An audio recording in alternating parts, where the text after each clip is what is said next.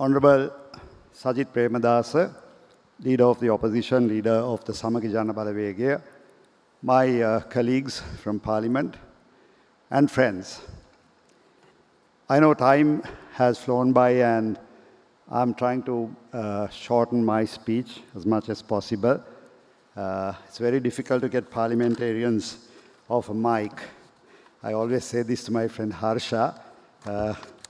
Anyway, I'm really happy to be speaking to such a distinguished audience. There were a lot of thought-provoking speeches made, so I don't think I need to spend much time. This is a very difficult topic to speak at this time of the day. State-owned enterprises and reform. The word reform is not very popular amongst people, and politicians don't like to deal with the word reform too. So I'll tell you a little story before I start about how government runs businesses, because then you will know how this happens. Once upon a time, the government owned a vast scrapyard.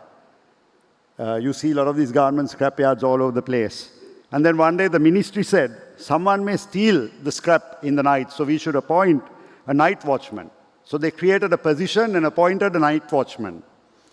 But then suddenly the ministry said, but how do we know whether this watchman is doing his duty without proper instructions? So they decided to set up a planning department.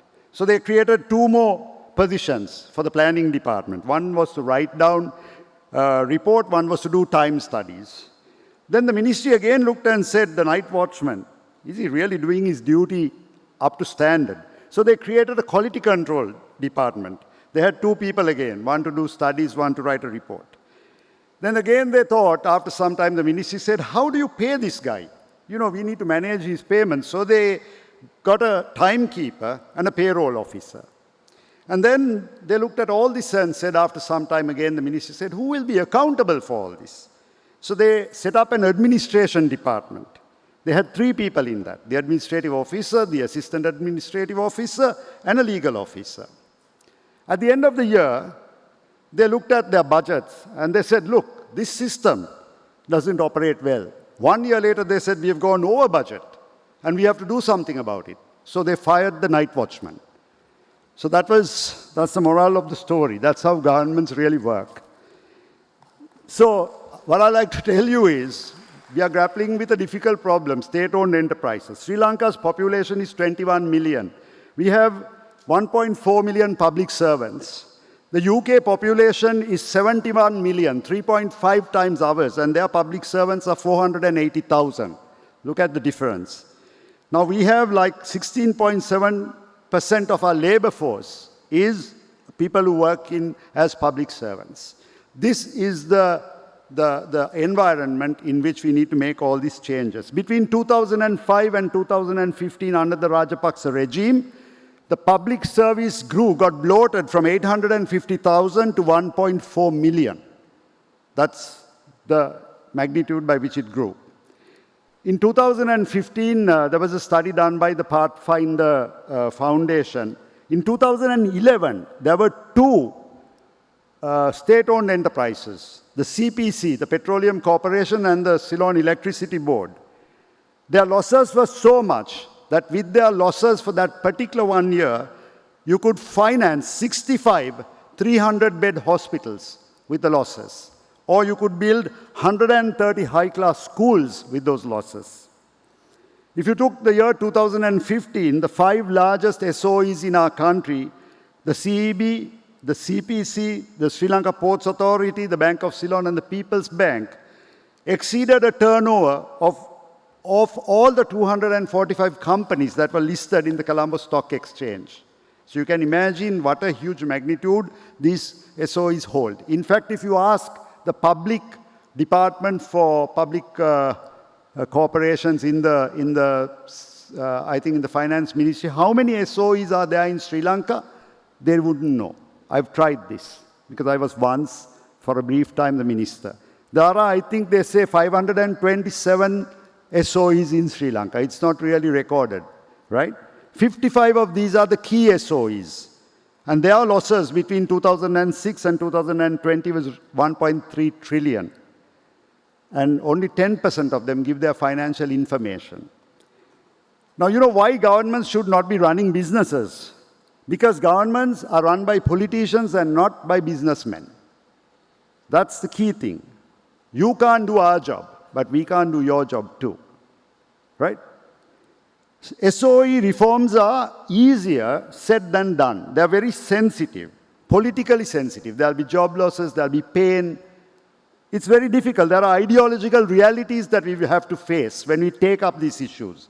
Because there's a lot of anti-privatization feeling in our country. We need to understand the reality when we talk about things. It's easy to say we'll come and do this. Political realities are there. Usually what happens is in the term of reform, there is like all crony capitalists who get hold of these institutions and then they start making money. It has happened in the past in this country. In the name of reform, some guy has taken over some government institution. Then we think that one size fits all. No, that doesn't work. There are departments, there are companies, corporations, so you need to have different strategies. So the two reform options, I'm going to be brief because there is little time, we may consider is one is performance contract model. We've been thinking about it earlier to be able to incentivize the people who are managing it. If you can't put them out, get them to be part of the change. Or a government holding company model. This is like the system like Harsha mentioned, the Temasek, which is a holding company in Singapore, which owns all the assets of all Singapore's government-owned commercial enterprises. Then there is also the Khazanah model in Malaysia, which is a sovereign wealth fund of the Malaysian government entrusted with growing the nation's long-term wealth. So what we thought is we would study both models and develop a hybrid model that would be suitable for Sri Lanka. That should be able to take on the challenges. In what way could we develop this holding company? That's what we have been thinking. The SJB also believes in economic competitiveness, but we also believe in social justice. Our foundation is the social market economy. We believe in the inclusive growth narrative. That's very important. So making reforms makes it more difficult.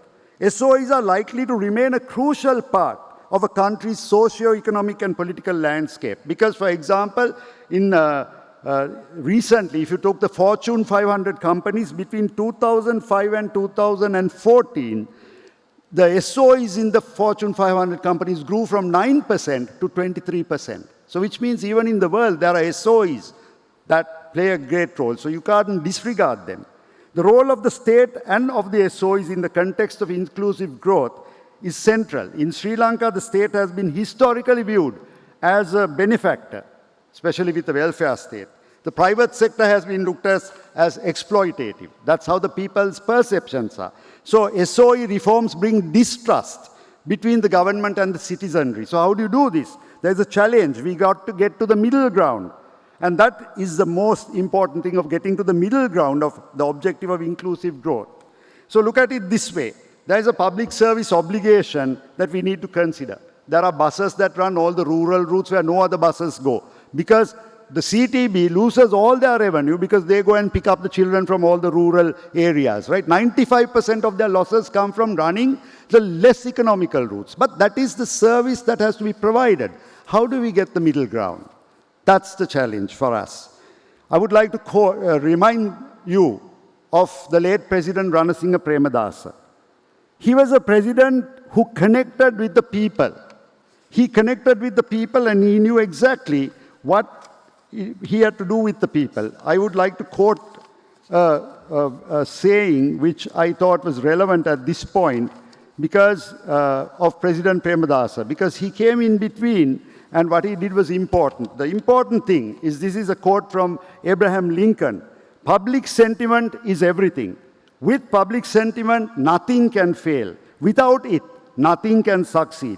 He who molds public sentiment goes deeper than he who enacts statutes or decisions, possible or impossible to execute. I think that's an important quote we have to remember. That's what politicians need to know. You can do anything if you know how to connect to people. That's what the SJB thinks we can do better than anybody else. So, under President Premadasa, there was an extensive public sector reform, 1989 to 1993, with partial and full divestiture of about 43 commercial enterprises yielding $103 million. The second wave came under Chandrika Bandaranaike Kumaratunga, where $403 million of divestiture took place. So it is possible. So this reform process that aims to realize inclusive growth must also ensure that competition is a driving force, because whether it is within the SOEs or across the public enterprise sector or between SOEs and the private sector, competition promotes efficiency, drives productivity and growth, and enhances the quality of services. For example, take the state banks. There are the private banks and the state banks. They are competing one-on-one. There's no problem, right? It has helped the banking sector. Take the SLT privatization, Sri Lanka Telecom. The private sector and the government telecom are competing very well. So I believe that the Petroleum Corporation, the Ceylon Electricity Board, the Water Board has to start beginning to get used to that concept of competition. That's what we need to start getting people used to, that culture. I think I have a lot more to say, but I think time is running out. I'm not going to talk much more. But I'd like to tell you all, I think we have to start with a lot of things. We talked about the model, a hybrid of the Kazana model and the Temasek model. There are recommendations, compiling a list of all the SOEs. First, we need to know how many SOEs this country has. Nobody knows the account. Strengthen COPE and COPA. Somebody had suggested that COPE and COPA should even have private sector members participating in it, which I think is a good suggestion. We should have some corporate government principles and KPIs, key performance indices for all these institutions. I think we are getting focused. The SJB will take this challenge up, and we're going to work on it with the least amount of pain for the citizenry. Thank you very much.